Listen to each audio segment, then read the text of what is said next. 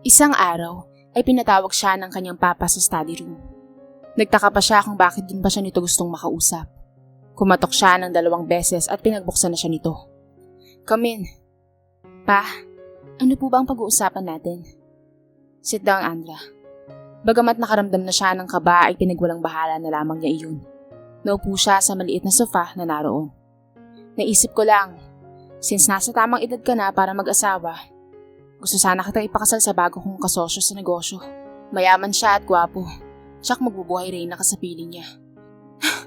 "No, Papa! Hindi ako magpapakasal sa lalaking hindi ko naman mahal. At mas lalong hindi ako magpapakasal ng dahil lamang sa yaman. Ginagawa ko ito para sa'yo, Andra. Nag-usap na kami ng mama mo at pumayag siya sa desisyon ko. At kung ano ang desisyon ko, ayun ang masusunod." "Hindi, Papa. Dahil buhay ko ito at ako dapat ang masusunod, hindi si Mama. At mas lalong hindi kayo." Mabilis siyang tumayo at lumabas ng study room.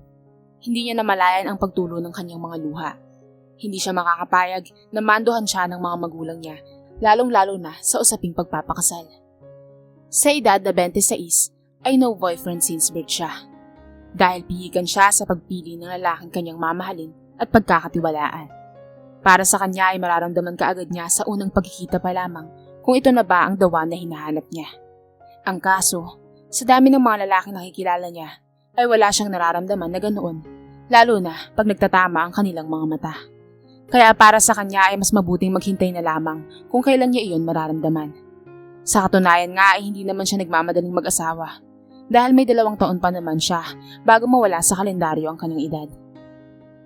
Nang mga sumunod na araw ay hindi niya kinikibo ang kanyang mga magulang dahil nagtatampo pa rin siya sa mga ito sa pakikialam nito sa personal niyang buhay. Ang akala niya ay hindi na siya nito ipapakasal pa sa kasosyo nito, ngunit nagkamali siya. Dahil isang araw ay narinig niyang kausap ito ng kanyang papa. Rinig na rinig niya ang sinabi ng kanyang papa na sa lalong madaling panahon ay ikakasal sila nito at iyon ang hindi niya papayagan. Isang desisyon ang nabuo sa kanyang isipan. Kailangan niyang makaalis ng bahay nila bago pa siya ipakasal ng mga magulang niya sa lalaking yun. Nang gabi ding iyon ay nagpasya siyang lumaya sa bahay nila, bit-bit ang ilang piraso niyang mga gamit. Habang naghihintay siya sa bus papuntang Maynila, ay tinawagan niya si Kat, ang girlfriend ng kanyang kaibigan, at humingi siya rito ng tulong. "Ano? Naglihas ka sa inyo? Bakit?" "Mahabang kwento. Saka na lang ikukwento sa'yo pagdating ko dyan." Okay, sige. Ingat ka, Andra." "Sorry ma, pa. Pero kailangan kong lumayo para hindi na ninyo pakialaman pa ang buhay ko." Makalipas ang mahabang biyahe, ay sa wakas nakarating din ng Maynila ang sinasakyan ng bus. Kaagad niyang tinawagan si Kat para sabihin naroon na siya. Hindi niya alam kung ano ang buhay na naghihintay sa kanya sa Maynila. Pero sa kanya niya iniisipin dahil ang mahalaga ay malayo na siya sa mga magulang niya. Makalipas ang 1 oras, ay dumating na nga ang sundo niyang si Kat. Dumiretso sila sa boarding house na inuupahan nito sa Bikutan. Maliit lamang iyon at sakto lang talaga ang isang tao. "Pasensya ka na dito sa boarding house ko, Andra. Maliit lang. Alam mo naman, nagtitipid ako ngayon kasi walang trabaho si Tatang. Tanging ang inang lamang at ako ang kumakayod ngayon sa pamilya namin." "Okay lang yun, Kat. Naiintindihan kita at alam ko namang mahirap talaga ang buhay ngayon. Pero wag kang mag-alala, kasya naman tayo dito sa kama ko. Kat, pwede mo ba akong ipasok sa pinagtatrabahuhan mong grocery?" "Nako, puno na dun, Andre eh. Baka next month pa ako mag-hiring ulit." Ganun ba? Sayang naman. Di bale, hanap na lamang ako bukas ng trabaho." May alam ako naghahanap at baka hindi pa. Yun nga lang, hindi ko alam kung gusto mo ron." "Bakit? Ano bang trabaho yan?" "Sa pinapasukan ng inang ko. Kailangan kasi doon ng bagong katulong dahil umalis na yung isa. Buntis ata." "Sige, pwede na yan. Mahalaga may trabaho ako." "Ha? Sigurado ka, Andra?" "Oo, Kat. Sigurado ako. Kaya bukas idalhin mo ako sa pinapasukan ng inang mo, ha." Nang gabing yon ay nahirapan siyang makatulog dahil hindi siya sanay sa maliit na kwarto. At pangalawa, iyon ang unang beses na nalayo siya sa kanyang mga magulang. "Patawarin niyo po ako kung kailangan kong maglayas. Ayaw ko lang talagang magpakasal sa lalaking hindi ko naman mahal." Magmamadaling araw na nang dalawin siya ng antok. Kinatanghalian nga ay nagtungo sila sa mansyon ng mga Madrigal kung saan nagtatrabaho ang inang nito na si Aling Lita. Malaki ang bahay at may 3 palapag iyon. Inang, siya po si Andra, kaibigan namin ni Carl. Gusto sana niyang pumasok dito bilang katulong. Ha? Nako Andra, sigurado ka ba? Opo naman, Aling Lita. May alam ka ba sa gawaing bahay? Wala po, pero madali naman po akong matuto basta tuturuan niyo po ako. Kailangan ko lang po talaga ng trabaho ngayon eh. Pero, sige na inang, tanggapin niyo na si Andra. Sige na nga. Kailan mo ba gustong magsimula? Ngayon na po, Aling Lita.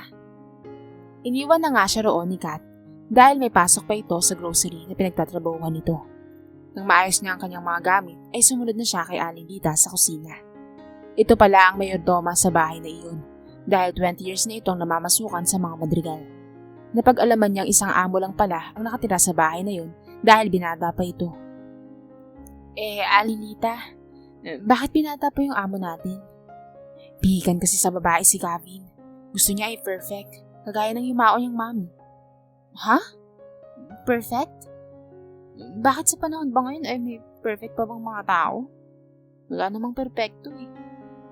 Ay, yun ang hindi ko alam, Andra. Ang mabuti pa ay puntahan mo na siya sa kwarto niya at sabihin mong handa na ang tanghalian niya. Apo?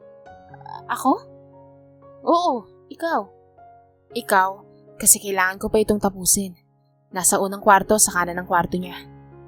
Umakyat nga siya para tawagin ng Gavin na amo ni Aling Lita. Mahina siyang kumatok ngunit wala namang nagbubukas ng pintuan. Nang pihitin niya ang doorknob ay hindi iyon nakalak.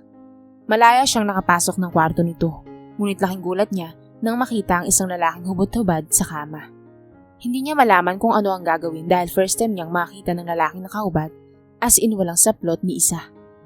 Sa halip na lumabas na ng kwarto nito, ay tinakpan niya ng kanyang isang kamay ang mga mata at lumapit rito para gisingin ito. Ngunit hindi pa man siya tuluyang nakakalapit dito nang magsalita ito na siyang ikinagulat niya. Sabay pa silang napasigaw. Hindi niya mapigilan ang mapatili dahil sa nakikita niya ng mga sandaling iyon. Lalo na nang tumayo ito at lumapit sa kinatatayuan niya. Mas lalo siyang napatili nang bigla na lamang nitong takpan ng bibig niya gamit ang isa nitong kamay. Ano ba? Bitawan mo nga ako. I said, shut up! Shut up! Okay, tatahimik na ako. Pwede yung sakit, tanggal mo na nga itong kamay mo, please. Ilang sandali pa ay naramdaman niya ang pagtanggal ng kamay nito sa bibig niya. Inis niya ang pinunasan ang bibig na tinakpan nito. Who are you? Galit nitong tanong sa kanya, ngunit hindi siya nagpasindak sa lalaki. Pwede ba?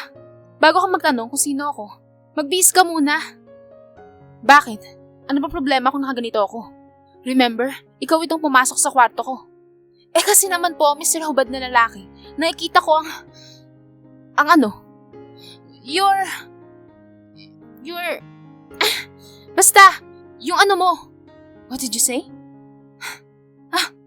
Ano ba namang lalaking to? Ang hina umintindi. May sinasabi ka ba? Wala. Ang sabi ko, gwapo ka sana, kaso, bingi ka.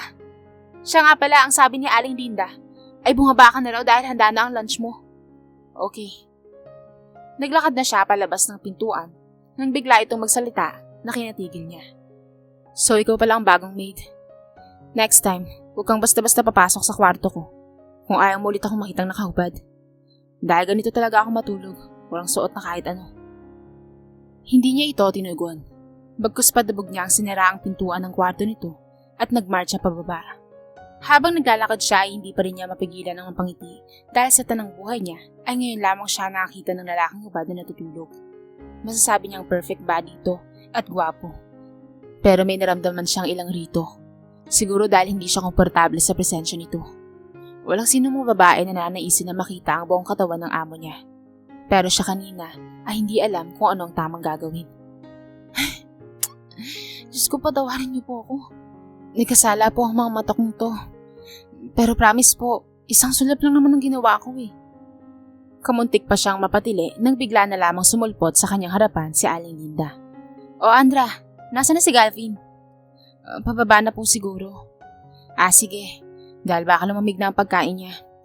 Aling Linda, pwede po bang magtanong sa inyo? Oo naman. Ano ba yun? Talaga po ba na hubad matulog yung amo natin? Ay naku, patay kang bata ka. Po? Ibig mo ba sabihin ay pumasok ka sa kwarto niya? Opo kasi, hindi naman nakalaki. Naku, Andra. Pasensya ka na. Nakalimutan ko sa'yo sabihin na ganun yun matulog. Hindi nakita mo pa. Hindi nito tinuloy ang gustong sabihin. Pero kita niya sa mga mata nito ang pang-aasar sa kanya. Okay lang yun, Andra. Binata naman yung si Gabi at dalaga ka. Sa tingin ko nga ay bagay kayong dalawa eh. Hala si Manang Linda. Hindi ko po tayo pang lalaking katulad niya. Bakit naman, Andra? Ang gwapo kaya ni Gavin. Tapos ang ganda-ganda mo. Alam mo, Andra, mukha lang masungit yung si Gavin. Pero mabait yan. Lalo na kapag nakuha mo ang loob niya. Wala naman po akong balak na makipag-close sa kanya. At saka, hindi naman ako magtatagal rito. Don't worry. Wala rin naman akong balak makipag-close sa'yo. Sabay pa silang napalingon sa hagdanan nang bigla na lamang itong magsalita. Hindi nila namalayan na nasa likuran na pala nila ito at narinig ang usapan nila ni Aling Linda. O Gavin, halika na, kumain ka na. Nagluto ako ng paborito mo. Thank you, Inay Linda. Nagpatiuna nang naglakad papunta sa kusina si Aling Linda. Habang silang dalawa ay nanatili pa rin nakatayo sa bungad ng hagdanan. Nakita niyang matiim siya nitong tinitigan mula ulo hanggang talampakan. Sa dinami-rami ng mga pumasok dito nakatulong, ay ngayon lang may nakapasok na isang magandang babae. Pero hindi ginagamit ang isip. Bakit? Anong gusto mo palabasin ha? Para na lang kung masamang tao ako. Tapos ginawan kita ng masama dahil bigla ka na lamang pumasok sa kwarto ko. Alam mo ba na type ko sa babae ang maputi at makinis ang balat? Bastos! Paano ako naging bastos? May ginawa ba ako sa'yo? Inis niya itong inirapan, saka naglakad palayo rito. Narinig pa niya ang mahina nitong pagtawa. Hindi niya maintindihan ang sarili, pero naiinis talaga siya sa lalaki. Hindi niya alam kung para saan ang inis na yun. Siya ang inutusan ni Aling Linda na magsilbi rito habang kumakain. Tatanggi sana siya. Ang kaso ay hindi pwede dahil katulong siya sa bahay na yun. Tahimik lamang ito habang maganang kumakain. Minsan nahuhuli niya itong palihim na sumusulyap sa kanya at dahil sa inis niya ay iniirapan niya ito. Ninisihan lamang siya nito at tinuloy na ang pagkain. Samantala, nang matapos kumain si Gavin, ay nagtuloy siya ng swimming pool habang hinihintay na magsalita sa kabilang linya ang taong tinatawagan niya. Hello, Gavin. Hello po, Tito Manuel. Tumawag ako para itanong kung nandyan ba ang anak niyo. Narinig niya ang pagbuntong hininga nito sa kabilang linya. Hey, Tito. What's wrong po? Lumaya si Andra at hindi namin alam kung saan nagpunta ang batang yun. Baka mali ako na pumayag akong ipakasal sa iyo ang anak ko. I'm sorry, Gavin, pero baka hindi na matuloy ang kasal niyo. Dahil kapag nakita namin si Andra ay hindi na namin siya pipilitin pa na magpakasal sa iyo. I understand, Tito. Mas maganda nga sigurong magkakilala muna kami bago magpakasal. Thank you so much sa pangunawa, Gavin. Nang maibaba niya ang telepono, ay napatingin siya sa gawin ni Andra. Abala ito sa paglilinis ng kusina habang tinuturuan ni Aling Anda. Labis siyang nagulat kanina nang makita ito sa kanyang kwarto dahil ang akala niya ay nanaginip lamang siya. Pero nang lapitan niya ito, ay totoong-totoo ito. Hindi niya alam kung paano itong nakarating sa bahay niya at pumasok pa talagang katulong. Naisip niyang marahil ay hindi nito alam na siya pala ang lalaking gustong ipakasal ng papa nito sa kanya. Dahil kung alam nito iyon, ay malamang hindi ito papasok bilang katulong niya. Ang pinagtataka lamang niya ay kung paano itong nakarating sa bahay niya. Hindi naging madali para kay Andra ang maging isang katulong dahil wala siyang alam sa mga gawaing bahay. 3 ang katulong sa bahay nila at pagdating sa kanya ay ang mama niya ang nag-aayos ng mga gamit niya, maging sa mga damit niya.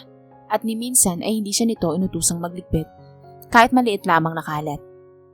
Sanay siyang may tagalinis ng mga kalat niya. Kinagabihan ay pinatawag siya ni Gavin at pinapunta sa kwarto nito. Ayaw sana niya dahil baka kung ano ang kababalaghan na naman ang makita niya roon.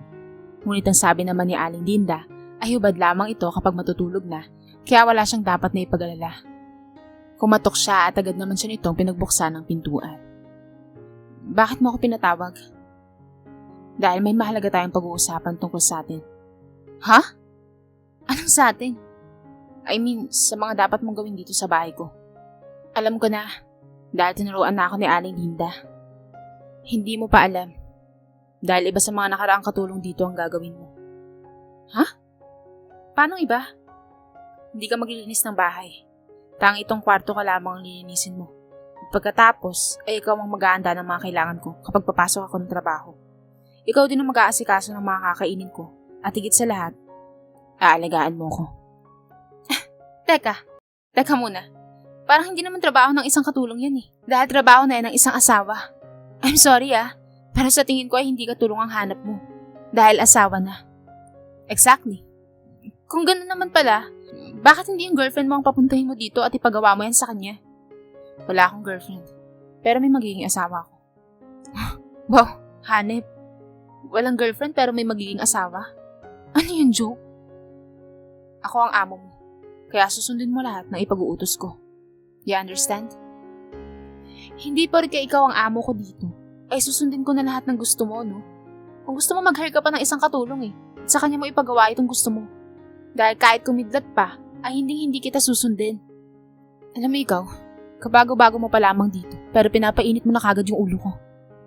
Hindi niya inaasahan na lalapit ito sa kanya ng ganun kalapit. Bigla na lamang niyang naalala ang nangyari kaninang tanghali sa pagitan nilang dalawa. Ops, dyan ka lang. Huwag ka lalapit sa akin. Why? Basta, dyan ka lang. Kung wala ka nang sasabihin pa, lalabas na ako. Relax, Andra. Wala naman akong gagawin sa'yo eh. Sa ngayon. Ewan ko na lang sa susunod. Bastos ka talaga no? Patakbo niyang tinungo ang pintuan at nagmamadaling lumabas ng kwartong iyon. Hindi siya makapaniwala na bastos pala ang amo ng nanay ni Kat. At hindi niya alam kung bakit nagtitiis pa ang mga katulong doon sa ugali ng amo nila. Gigil na gigil siya rito dahil gusto ba naman siyang gawing asawa nito. Kaya nga siya naglayas dahil ayaw niyang magpakasal sa kasosyo ng papa niya. Tapos mapupunta naman siya sa bahay ng manyak na Gavin na yun. Natatawang nahiga ng kama si Gavin. Natutuwa siya habang inaasar kanina si Andra.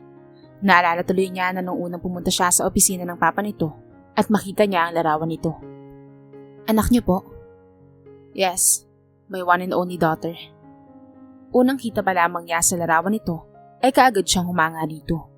At kung maganda ito sa larawan, ay mas lalo naman sa personal. Hindi siya nagsisisi na ito ang natipuhan niyang pakasalan at siya pa mismo ang nagsabi sa ama nito. Ang akala nga niya ay hindi ito papayag dahil kakikilala lamang nila. Mabuti na lamang at pumayag kaagad ang ama nito. Siguro dahil kilala sa larangan ng business ang kanyang mga magulang kaya ganun. Natulog siyang may ngiti sa labi at imahe ni Andra ang kanyang iniisip. Sa halip na sundin ang utos ni Gavin, ay ginawa niya ang mga tinuro sa kanya ni Aling Linda. Ang akala niya ay magre-react ito, mabuti na lamang at hindi naman. Sa ilang araw niyang pananatili roon, ay napansin niyang istrikto ito at madaling magalit sa mga tauhan nito. Katulad na lamang ng araw na yun, pinagalitan nito ang driver dahil matagal bago ito nasundo sa opisina. Katakot-takot na sermon ang inabot ng driver nito kay Gavin. Nakaramdam siya ng awa sa driver. Sa inis niya ay sinugod niya ito sa kwarto nito. Sunod-sunod na malalakas na katok ang kanyang ginawa. Makalipas ang ilang sandali ay binuksan nito iyon. At nagtaka pa ito nang makita siya, lalo na nang basta na lamang siya nitong hinarap at dinuro sa mukha nito. Hoy ikaw Mr. Gavin!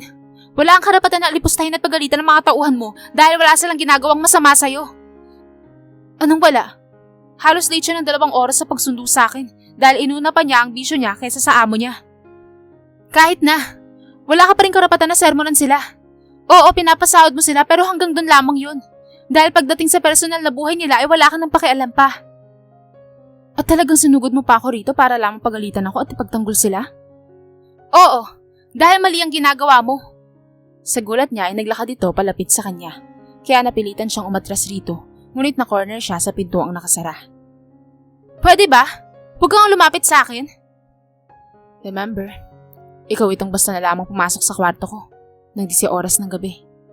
Ano nga bang ginagawa ng babae at lalaki sa isang kwarto? Manya ka talaga kahit kailan. Inilang hakbang na lamang nito ang maliit nilang pagitan at basta na lamang nitong kinuyumos ng halik ang mga labi niya. Sa gulat niya ay hindi kaagad siya nakapag-react. Huli na nang mapagtanto niyang kinuha nito ang first kiss na dapat ay para lamang sa lalaking mamahalin niya. Ubod ng lakas niya itong itinulak at malakas na sinampal. Bastos! Hindi niya inaasahan na muli nitong susunggaban ang mga labi niya at marahas ang halik na pinagkaloob nito sa kanya. Nagpumiglas siya rito pero sadyang malakas ito kaya baliwala lang ang ginawa niyang pagtulak. Ilang sandali pa ang lumipas ay naramdaman niya ang pagbaba ng mga labi nito sa kanyang tenga. Inipon niya ang kanyang buong lakas at sa kanya itinulak si Gavin. Bigla namang napatingin sa kanya ang binata at nagtatanong ang mga mata. Kahit kailan talaga ay manyak ka. Paano ako naging manyak? Nagustuhan mo rin naman ang ginawa ko. Oh, talaga? Hoy, para sabihin ko sa'yo, hindi ko nagustuhan ang ginawa mo dahil walang effect yun sa akin, no? Huwag mo nang i-deny pa, Andra. Dahil naramdaman ko yun. Gusto mo ay ulitin pa natin para malaman nating tama ako. Ano ka? Hello?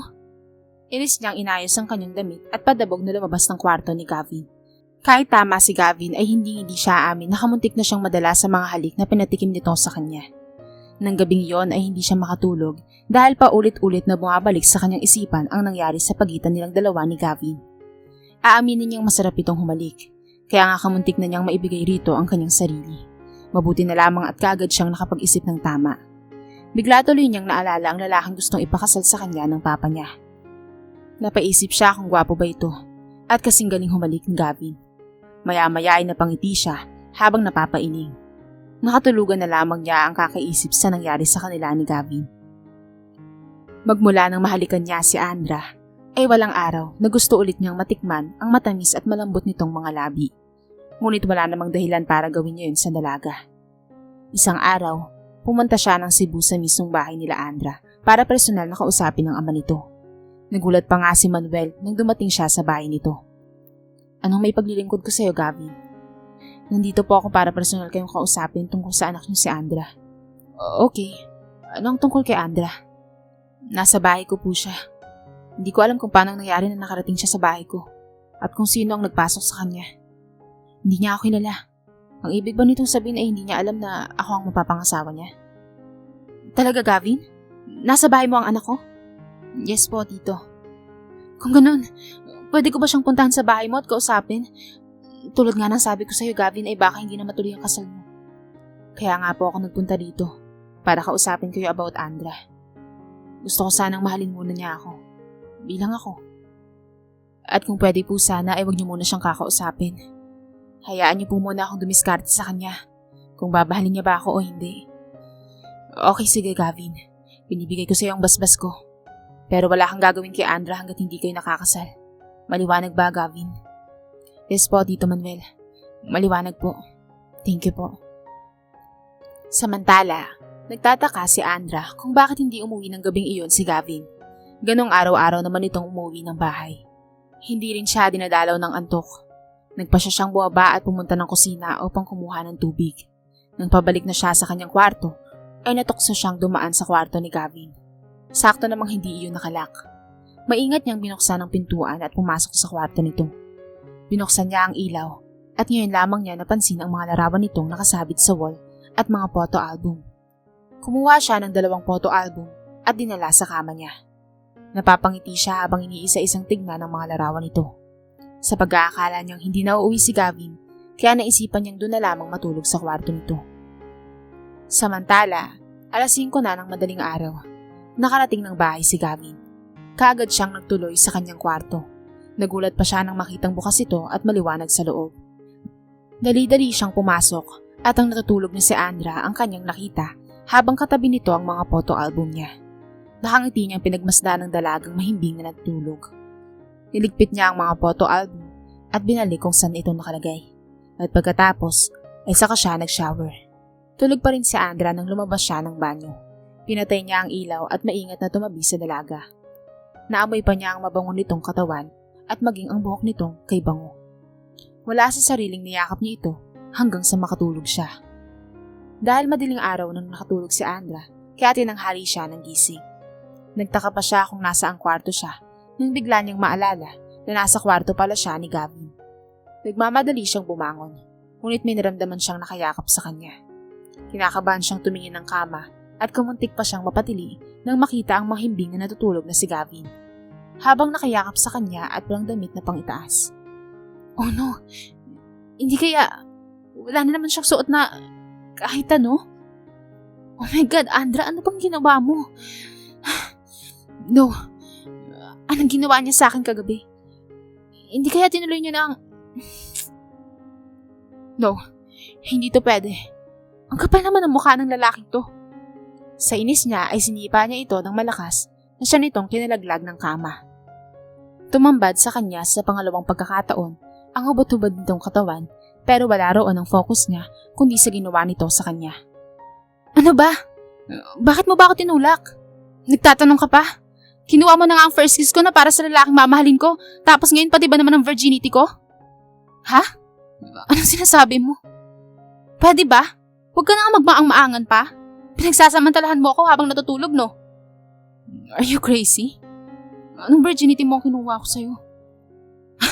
Ba't talaga dinideny mo pa talaga? Humanda ka sa akin dahil idedemanda kita. What? Hoy, teka nga muna. Bago mo ako demanda, ay pakiramdaman mo muna yung sarili mo. Kung may masakit ba or what? Bigla naman siyang natigilan at pinakiramdamang mabuti ang kanyang katawan kung may kakaiba ba. Maging ang parteng baba niya. Tumingin siya sa binata at tumiling na nag-face sign pa rito. Next time, bago ka magbintang, siguraduhin mo muna. O kung gusto mo, gawin na lang natin. Para maging totoo. Ewan ko sa'yo, baliw! Sa gulat niya, ay bigla na lamang nitong hinila ang kanyang kamay, dahilan para matumba siya at pumaibabaw rito. Aray ko, ikaw ang idedemanda ko dahil sa ginawa mong pagtulak sa akin. Mukhang nabali pa ata itong likod ko. Sorry. Hindi ko naman sinasadya eh. Gusto mo ba dalhin kita sa ospital? No need. Dahil ikaw ang gusto kong gamot. Ha? Bakit? Mukha ba akong gamot? Higit pa sa mukhang gamot, Andra. Iyon lamang. At mabilis siya nitong siniil ng halik sa mga labi niya. Hindi niya mapigilan ang sarili na tugunin ng mga halik nito. Kung gusto mo akong pigilan, Andra, ay pigilan mo na ako. Habang nakakapagpigil pa ako. Dahil baka mamaya ay hindi ko na mapigilan ang sarili ko na angkinin kita. Sa halip na sagutin ito, ay siya na mismo ang nangahas na humalik rito na hudyat na gusto niyang may maganap sa kanilang dalawa.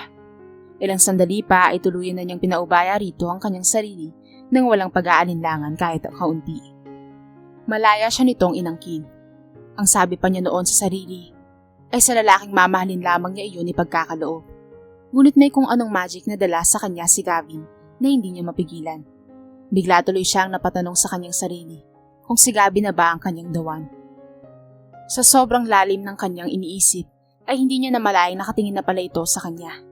Pakiramdam tuloy niya ay biglang numula ang kanyang mukha. Bakit ganyan ka makatingin sa akin? Kanina gusto mo akong idemanda dahil inaakusahan mo akong ni-rape kita. Pero mukhang ibang nangyari, Andra. Dahil ikaw ang idedemanda ko ng rape. Ha?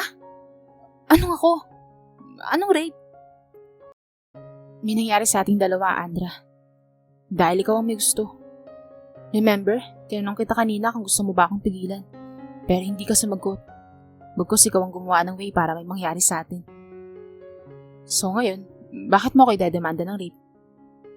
Dahil hindi ako sumagot kung gusto ko ba o hindi. Ay naku Gavin, ewan ko sa'yo. Sa ating dalawa, ako ang nawala ng virginity. Kaya huwag kang umarte na ikaw ang kawawa sa atin. Look Andra, hindi kita idedemanda. Pero sa isang kondisyon. Anong kondisyon naman yan, ha? Pakasalan mo ako, Andra. Bigla siyang napabangon mula sa pagkakahiga at tinitigan ito ng masama. Hey, bakit ganyan ka makatingin sa akin? Diig mo pang nangangain ng tao. Sa inis niya, ay binato niya ito ng unan at nang hindi pa siya makontento, ay pinaghampas niya si Gavin. Mabilis nitong hinuli ang mga kamay niya at mahigpit na hinawakan. Sige, isang hampas mo pa sa akin. Ay ulitin natin kung anong ginawa natin kanina. Bastos ka talaga! Aaminin niyang habang tumatagal, napapalapit na ang kanyang loob kay Gavin. Ngunit hindi pwede, dahil hindi pa niya ito gaanong kakilala. Isang gabi habang hinihintay niya ang paglabas nito ng banyo, ay tumunog ang cellphone na nakalagay sa kama. Tinignan niya kung sino ang tumatawag. Nagulat pa siya nang makita ang pangalan ng kanyang papa. Walang pag-aatubili niyang kinuha ang cellphone at sinagot. Hinayaan lamang niya na magsalita sa kabilang linya ang kanyang papa. Mabilis niyang pinatay ang telepono at hinagis sa kama. Ilang sandali pa ay lumabas na galing banyo si Gavin at nagtataka itong tumingin sa kanya. Hey, bakit ganyan ang mukha mo? Namiss mo ba kagad ako? Isang tanong isang sagot, Gavin. Kilala mo ba ang papa ko? Hindi ito sumagot, pero nakita niya sa mukha nito ang labis na pagkagulat sa kanyang tanong. Ano, Gavin? Bakit hindi ka makasagot? Kilala mo ba ang papa ko o hindi? Oo o hindi lang ang sagot. Yes. Kilala ko ang papa mo. Ikaw bang lalaking gusto niya ipakasal sa akin, ha? Ayoko magsinungaling sa'yo, Andra. Kaya sasagutin kita ng totoo. Oo. Kilala ko ang papa mo. At ako nga ang lalaking tinakasan mo. Bakit mo ako niloko, Gavin? Bakit?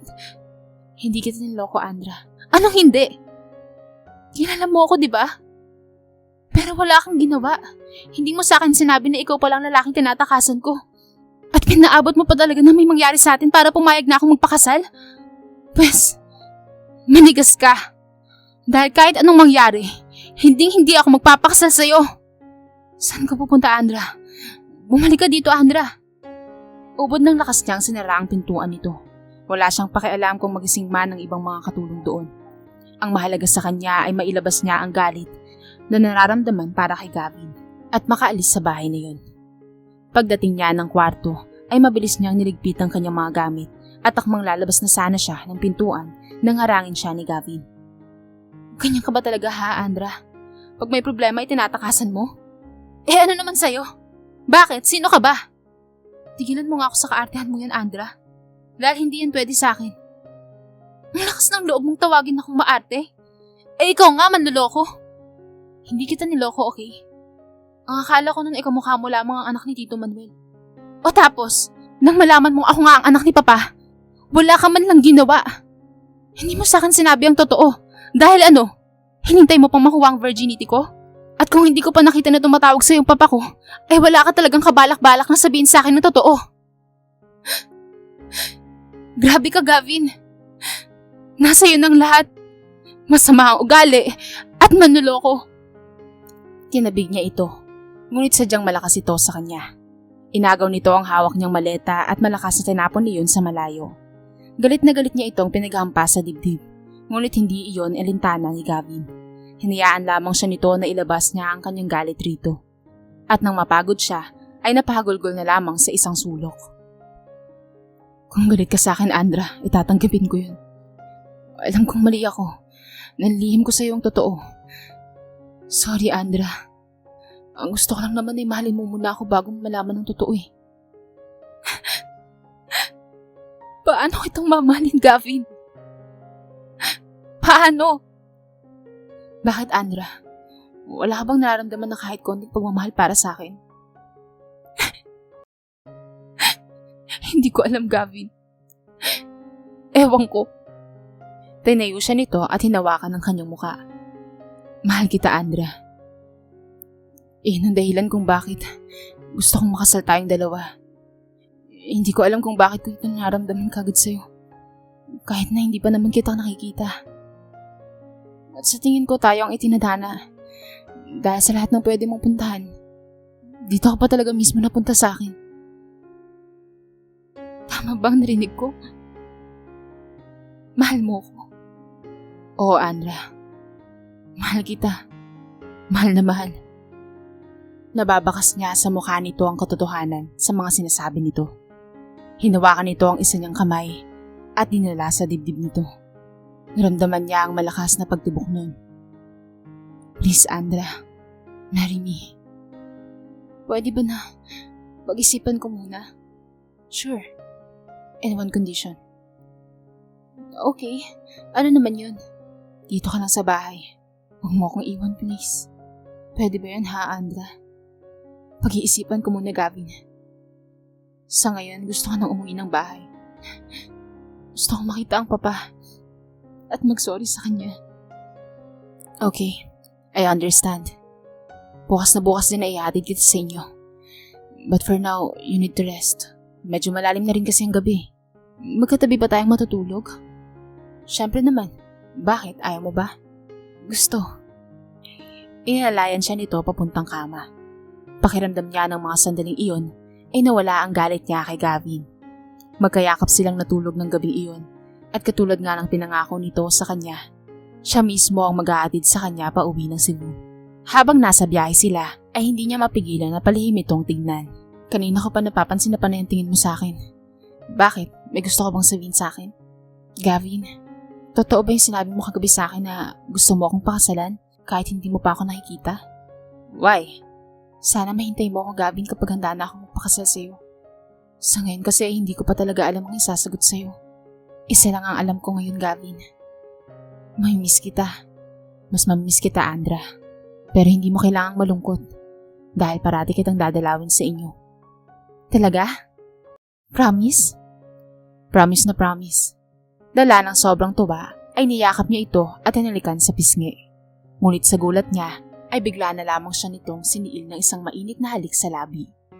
Makalipas ang mahabang biyahe ay nakarating din sila ng Cebu. Tuwang-tuwa ang kanyang papa nang makita siya at patakbo siya nitong niyakap habang umiiyak. Finally, you're back. Namiss po kita, Papa. Sorry kung naglayas po ko. Pangako hindi ko na po yun uulitin pa. Dapat lang. Dahil magagalit na talaga kami sa'yo.